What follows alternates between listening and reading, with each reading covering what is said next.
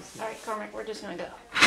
Alright, so first off, our community member is Anna Schultz. Anna is a coach at the Outdoor Center, so welcome, Anna Schultz. Thank you. Here she is. Anna is a coach at the Outdoor Center. What do we have? Alright. Anna has worked with many of our student athletes within the COSA, I think that's right, Craftsbury Outdoor Sports Academy program, as well as through the center's programming. Anna teaches skiing, biking, BKL, etc. She is also a member of our school board and an active community member. Alright. Gotta get my timer. Alright, you're good. So, I'm Cormac, and I've spent the last few months studying rehabilitation and also experiencing it for myself. So, my project is on the essential elements of rehabilitation. So, my overview. First, I'm going to go through my essential question, types and causes of injuries, rehab strategy, useful recovery tools, alternative activities while you're injured, and then nutritional health, rest and recovery, and then my conclusion, and then work cited will be after that. So, essential question. What are the essential components of rehab, and how can someone prevent injuries from occurring in the first place? So, different types of injuries. These include muscle strains, tendons, strains and pulls, stress fractures, regular bone fractures, and any injury due to like some external force, like getting hit by a car or something like that. So, for the most part, injuries are generally caused by something that should not be you should not be doing, or your body does not appreciate you experiencing it. Right. How can you get injured?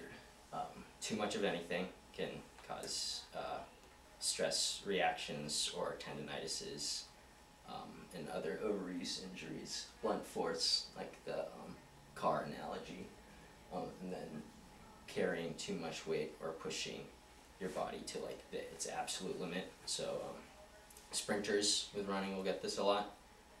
They put too much force through their legs for their body to handle in that moment, so they'll pull or tear a muscle midway through a race. And then distance runners and athletes like me can get stress fractures and tendinitises pretty easily just by overdoing it. And this is actually a photo of me with a stress fracture. Actually, the foot I'm on at that point is the one that was broken, and that was me finishing the last race of last year with that broken leg. So, yeah. And then understanding an injury. So, you want to know what type of injury it is, so it's important to go to a medical professional and just make sure you know what it is, and then they will generally be able to determine the severity of it and assess what you might need to do for the next weeks or days or months, depending on how severe it is. So this is a picture of a boot. This is I think the exact same boot that I had to wear. Well, I had my stress fracture, and those can help stabilize and prevent me from re-injuring it, or and allow it to heal while you're in the recovery process. So return from injury into full health usually requires time off, whether that's a day or two or a month, and then a plan that I've followed pretty religiously over the last few months is the 10% plan, which is not, and this is prevalent in larger injuries like stress fractures or tears, or muscle tears, and with the 10% plan, it makes sure that you don't overdo it and land yourself in the same exact place that you were before then. And then being patient is often goes hand in hand with that, because it can take months, for my case, like almost a year to get back to where I wanted to be, like months ago. So just staying patient is very important in the rehab process. And pain, I mean, it's a pretty good marker of whether you're injured or not, and what to watch out for. So if you're in pain, it's generally a bad feeling to have, especially coming back from an injury. But you can just use pain as like your marker for how much you can do and how much you can't do. And then staying positive. So this is really important with like mental health when you're in rehab, because you don't know. For me, I didn't know how long I was going to be doing rehab. It just kept extending. So I injured myself 3 times, but just staying positive ensures that you can just keep pushing, and you have the mental ability to keep pushing, because being injured for a while can really leave you down in the dumps, and staying positive can help you move through that. And useful tools. So these include foam rollers, compression boots, as seen in that image, is basically a boot that goes from like here down to your foot, and you hook it up to a machine and it fills up with air, and it helps prevent like lactic acid buildup and other like fluids in your legs, so you can recover better and ultimately not suffer the soreness that you get from doing any activity. And this can be important in rehab just by like making sure your body feels good. And yeah, and then percussive massage devices. They're like kind of like a more extreme foam roller. I actually brought one today. And then an overlooked tool are good shoes. If you're not running in good shoes, or you're not using good equipment that potentially is not the right size or is overused, you can get injured pretty easily. Like if I were to run in size 14 shoes, that wouldn't be comfortable, and also I could end up injuring myself. Just kind of think of shoes and equipment as like a bike helmet. You would not want to crash with a bike helmet that does not work. So, yeah. And then alternative activities to cardio. Aqua jogging. Actually, I brought my aqua jogging belt from this last summer. Basically, you clip it around your waist like so, and you float around in a lake or a pool for a few, like 30 minutes to an hour, and just mimic the form of running, it has 0 impact on your joints, but it also allows you to work the muscles that you use while you're running.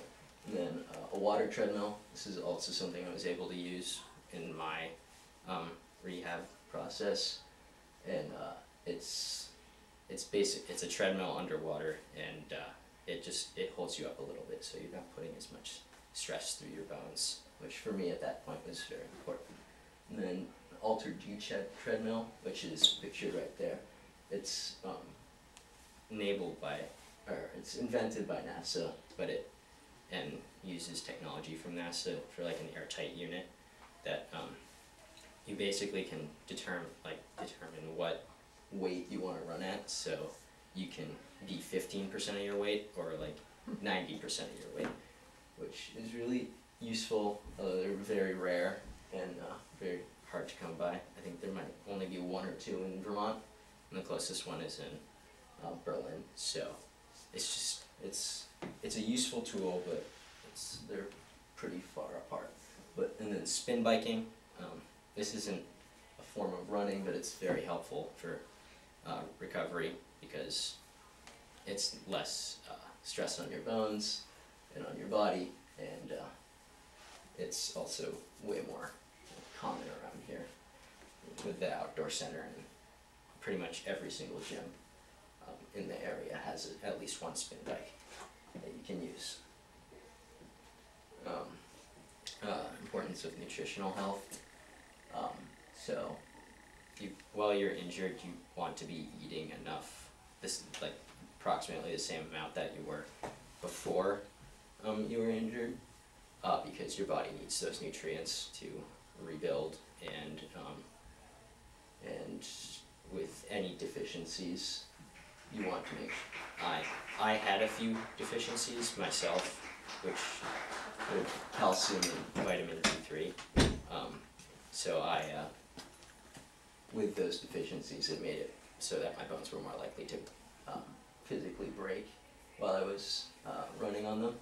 And a good way to get those checked up is getting your blood work, so that you can determine whether you're low or not, which with vitamin D3 in Vermont, that's very important because we don't get that much of it in the winter without the sun. So rest and recovery. So sleep, always have to get enough sleep, even if it's just an overlooked thing in our society, I feel like. And it's when your body's rebuilding itself. So without sleep, you can get injured very quickly.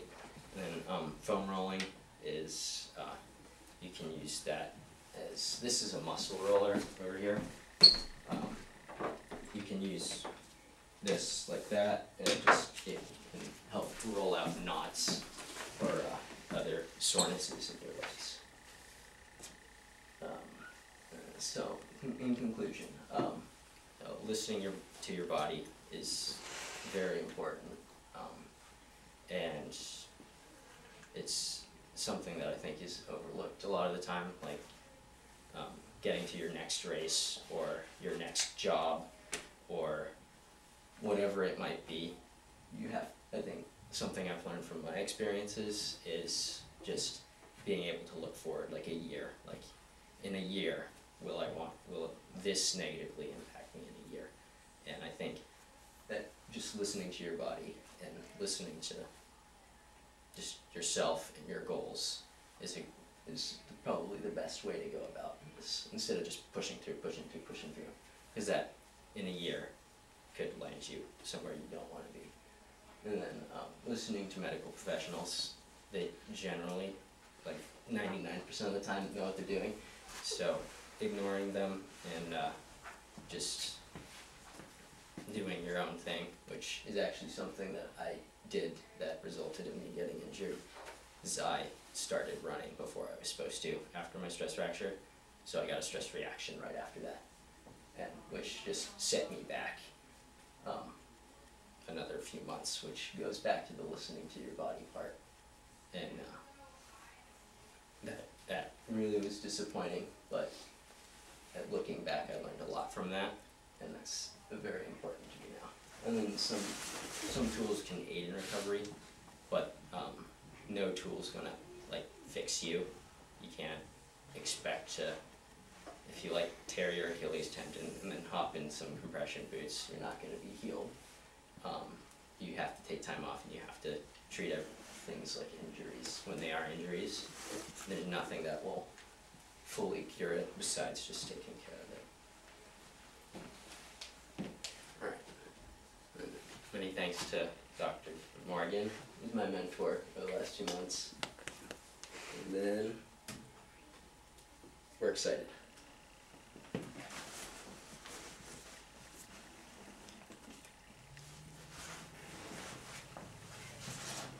That's it.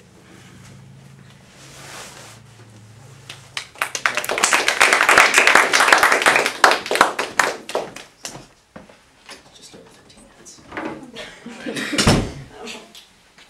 Any questions? Ask questions, right? Yep. Now that you've had the experience of being injured, have you changed any prevention strategies that you have for the future? I listened. When I was younger, I would, if a PT or a chiropractor or a doctor told me to do exercises, I'd never do it. But I think the motivation, to get back, and then having failed so many times, coming back, I think it definitely showed the importance of doing the exercises that doctors give you.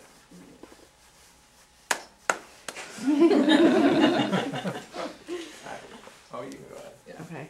You mentioned a 10% plan. Can you just tell us a little more about what the 10% plan is and how it works? So for me, it's increasing mileage since I'm a runner by 10% each week, which at first is kind of grueling because you go from 10 miles in a week to 11, and it's just like, it's hard to see that you're gonna eventually be back to where you want to be.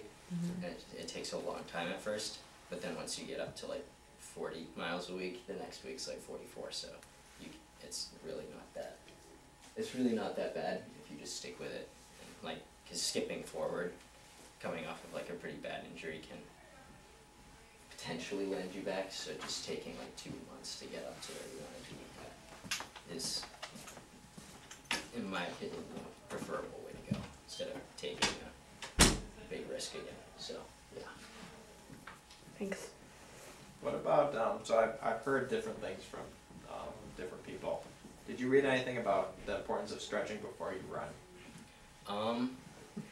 I didn't actually, but I do know, I mean, I've had a lot of different coaches, and I think that the main thing that they all agree on is that you're dynamic stretching before, and then static stretching afterwards, so like doing like skips and high knees and butt kicks before your exercise, and then like touching your toes or like static stretches afterwards.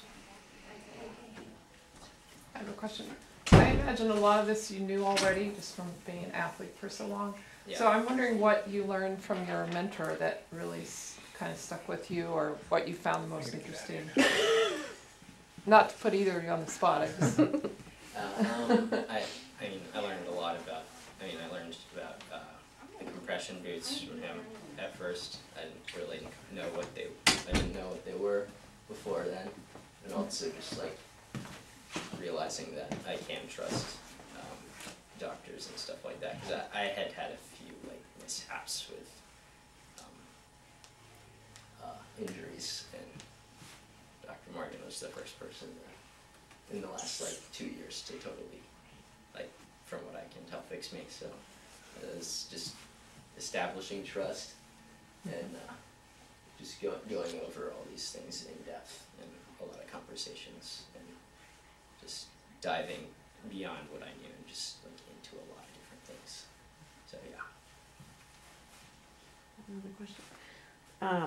You mentioned that you had a stress reaction from going back too quickly. Can you explain the difference between a stress fracture and a stress reaction? A stress reaction is like, from what I can understand, is when the between where the muscle attaches to the bone, once that, like, it'll go from the muscle to the bone, and like while it's just starting to weaken the bone, that's when a stress reaction is. And then a stress fracture is when the bone starts to get like chalky almost, so it can break really easily. It gets really brittle. So it's just like the step before a stress fracture. And they don't require nearly as much time to be in like a boot or anything like that. But yeah, I think for me it was, I think, a week and a half or 2 weeks instead of like 6 weeks for the stress fracture. And also the degree of the stress fracture can range a lot. Yeah. Rest and recovery. You identified sleep and foam rolling. Yeah. What are some other things? I think most of it is pretty much everything in there. So like food, water, basically the essentials to life, and just making sure you're healthy. Besides, just taking time off is important. You're not supposed to always be working out. Yeah. All right. Sorry, I have a million questions. So you mentioned the mental health aspect of coming back from an injury, which is real for sure. Oh, yeah. And you said just stay positive, which is easier said than done. So I'm just It's curious. very easy. Way more. Just curious how, if you have any specific things that you did to stay positive? Well, first of all, I didn't stay positive the entire time I was injured, which is why I know it's important to stay positive. I took like a month off of everything and lost a lot of fitness, which looking back I wish I hadn't done that. And I think if I had been able to keep myself focused and maybe like, I mean, you're gonna have your low points, you're not always gonna be positive, but while you're injured, at least staying focused is probably the best course to go instead of taking time completely off. Yeah. Giving up on life is definitely not a good way to go. So yeah. I have a million questions too. What do you do if you get conflicting advice from different medical professionals or a coach and a medical professional or different coaches? There can be a million different courses of action recommended when you're injured. How do you filter through that to figure out what the thing is that you should be doing? Well, first of all, I listen to medical professionals before they're up here, coaches are down here as far as that's concerned. Coaches generally know a lot of what they're doing, but when it comes to X-ray or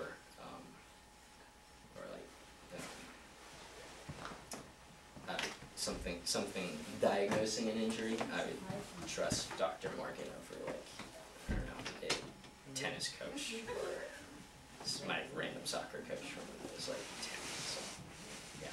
And if you had two doctors telling you different things and you thought they were both equally expert in what they're doing, how do you make an assessment?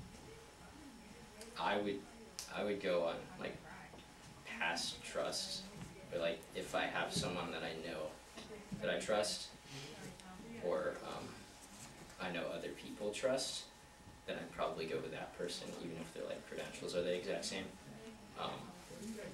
But if they were the exact same person, but I don't know, that's really hard. It's kind of, I go with one of them. Try one for a week and then try the opposite one for the next week. Bounce back and forth. I have a question. I want to know what the compression booty things are like, or the whole leg thing. What does it feel like after you tried that out? They're wild. You get out of them and your legs are shaky for a second, and then they just feel really loose, and it's really nice. They definitely help. If not, I think they do help physically. I think they're FDA approved, but they also are a big mental boost too. I get out of them just feeling fresher and better. So, yeah. Is that for only after a certain length run, or what's the point of those? I use them whenever I want to. So most of the time though, it's after a harder run when I'm really sore. I generally don't use them after an easy recovery day. Okay. Although I do if I have a really hard workout, then a recovery day, and I was still beat. I'd use it then because I want to do the next day and move on with my life. But yeah. Okay. Dr. Morgan. Sorry, we've obviously talked a whole lot, and I don't want to throw you under the bus, but do you see any comparisons between the rehabilitative process and say an annual training process for your actual sport? Are there parallels? Yeah. So with the training process, just to make sure you stay healthy, you're supposed to kind of use a 10% plan to get into training. You're not supposed to go from, a common thing around here is a lot of us are skiers, and then we hop into track season, and we go from zero load on our joints, or close to zero, to way more with running on the concrete out here. And I think something that is generally overlooked is progressing into it, which is because your bones are weaker then, and just similar to your bones are weaker after you've been injured for a while. So yeah. So just piggybacking on that, how do you advocate for yourself then if you are coming off of ski season and you're jumping into track season and you have a coach who wants you to go? How are you advocating for yourself based on your previous experience of stress fracture? Well, right now I'm using Morgan's advice. Just She said for yourself. myself. Like, how do you talk to your coach about, this is what happened last time, I'm seeing similar things? How can we, how can we change what we're doing a little bit so that we don't get injured? Like, are you able to do that? I am. Generally, I just say what my medical professionals recommend, Mm-hmm. and like what the other like I have college coaches in the Mhm. future that they kind of know me and just where they want me to go, and then I'm able to just tell my coach that I want to be here then, and just I need to gradually go into this to not get injured again. So. This is just your opinion. You mentioned good quality shoes, and I've heard like both things. Like the Hoka brand is really big right now, which is like super padded versus like minimalistic running, which is like having basically nothing on. What are your thoughts on what good shoes are? Oh gosh, this is a pretty charged question. I personally think the minimalistic shoes are. I don't think they work as well as people say they do. And then again, it comes down to personal preference. But I would prefer the highly cushioned shoes personally. But yeah, it's your choice if whatever you're gonna use. But I think